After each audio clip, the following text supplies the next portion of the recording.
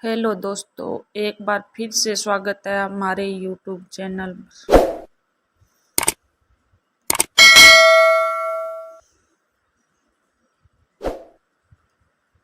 जिस बहू को गुआर समझ रहे थे बड़ी तेज निकली। यह क्या पूजा भाभी, आप नित्य गए डिजाइन की मेहंदी हाथों पर लगाए रखती है, एकदम गुआर की तरह।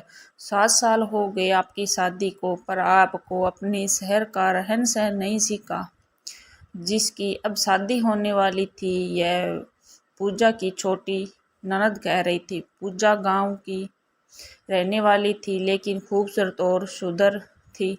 उसने हिंदी मीडियम से सिर्फ ग्रेजुएशन किया था, पर डिस्टेंस से वह सिर्फ मैट्रिक स्कूल तक जा पाई थी।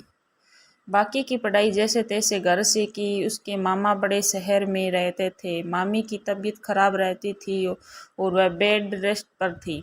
मामा ने पूजा को शहर अपने पास बुला लिया था। कुछ महीनों के लिए वहीं उसने समय निकालकर ब्यूटिशियन कोर्स कर लिया। फिर उसकी शादी पास के शहर में ही हो गई। उसके ससुराल वालों को अपने शहर होने पर बड़ी नाज था। बात बात पर उसे गंवार शब्द सुनने को मिलता। उसकी बड़ी ननद की शादी भी बड़े शहर में जो हुई थी। वह खाने में तरह तरह की चटनी बनाती थी, तो ससुर शौक से खाते, पर ननद को मिर्ची लग जाती। दोनों नंदें कहने लग जाती, शहरी खाना बनाया कीजिए भाभी, यह क्या बनाती है। उसके पहनावे पर भी ताने सुनने को मिलते। उसकी बातों पर भी उसके ननद देवर हंसा करते, जबकि सबकी खातिरदारी करने में वह कोई कमी नहीं छोड़ती। पूजा के पति 2 भाई और 2 बहन थे। देवर भी उसे छेड़ने में पीछे नहीं हटते। इसकी शादी के 1 साल बाद ही उसके देवर की शादी हो गई थी। देवरानी पढ़ी लिखी शहरी लड़की थी। उस छोटी ननद उसको चिपकी रहती, बात बात पर छोटी भाभी की तारीफें। पर शादी के 1 साल बाद ही देवर देवरानी को लेकर बड़े शहर चले गए। उनकी जॉब वहीं थी, जबकि पूजा के पति की यहीं कपड़ों की दुकान थी। पूजा को भी 2 बच्चे हो चुके थे। वह पति, बच्चों और सास ससुर में दिन भर व्यस्त रहती। फिर भी छोटी भाभी की तारीफें। उसकी देवरानी ने वहाँ नौकरी जो कर लिया था, वहाँ से पर्व त्योहारों पर 2 दिनों के लिए आती। पूजा 4-5 सालों से बहुत कुछ समझ चुकी थी। वह जान गई थी उसकी खातिरदारी और कामों की कोई वैल्यू नहीं, जब तक वह अपनी अलग पहचान ना बना ले।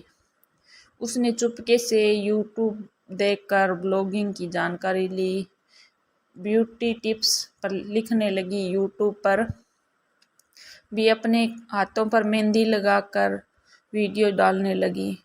यह काम वह छुपकर करती, अपने वीडियोस में भी सिर्फ अपने हाथ ही दिखाती। फेस नहीं, लगभग 1 साल से यह काम कर रही थी। वह मेहंदी की किसी काम को बड़े बारीकी से करती। उसके मेहंदी ब्यूटी टिप्स और मेहंदी के डिज़ाइन सोशल मीडिया पर लोगों को खूब पसंद आ रहे थे। आज फिर उसने मेहंदी लगाया था और फिर छोटी ननद उसकी मेहंदी देखकर चिढ़ गई। शादी का घर था, बड़े बड़े मेहमान आने वाले थे।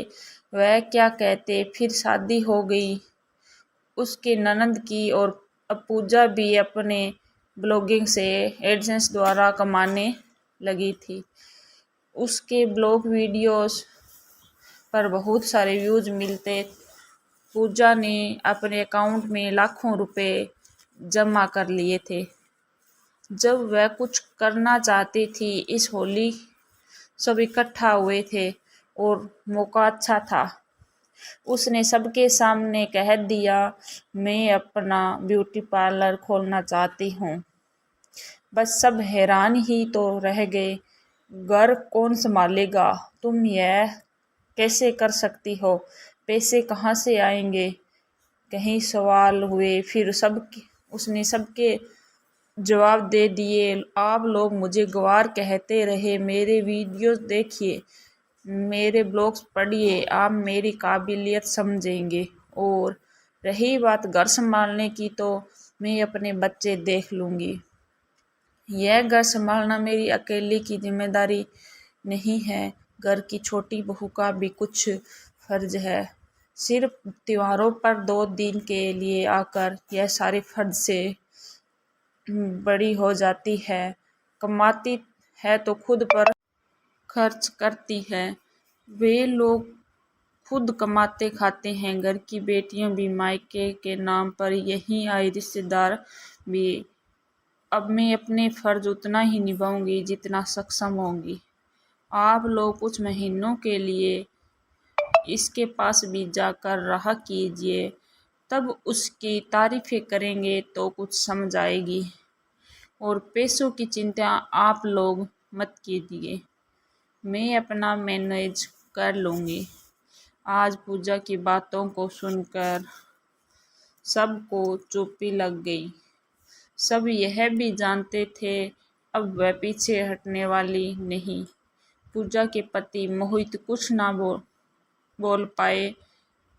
इतने सालों से घरवालों का एक तरफा पक्ष वह देख रहे थे और खुद ही भी पूजा को कुछ नहीं समझते थे। आखिर पूजा ने अपनी ब्यूटी पार्लर खोल लिया, 4-5 लड़कियों को भी रख ली। अपने ब्लॉग के नाम पर अपने पार्लर का नाम रखा। बहुत से लोग उसे जानते थे। उसका पार्लर चल पड़ा और 1-2 सालों में ही घर के हर व्यक्ति से ज़्यादा कमाने लगी। उसके ऊपर से ग्वार का टैग हट चुका था। उसके खुद पर विश्वास ने उसे नई पहचान दे दी। दोस्तों, आज की कहानी अच्छी लगी हो तो आज ही हमारे YouTube चैनल को ज़रूर सब्सक्राइब करें। धन्यवाद।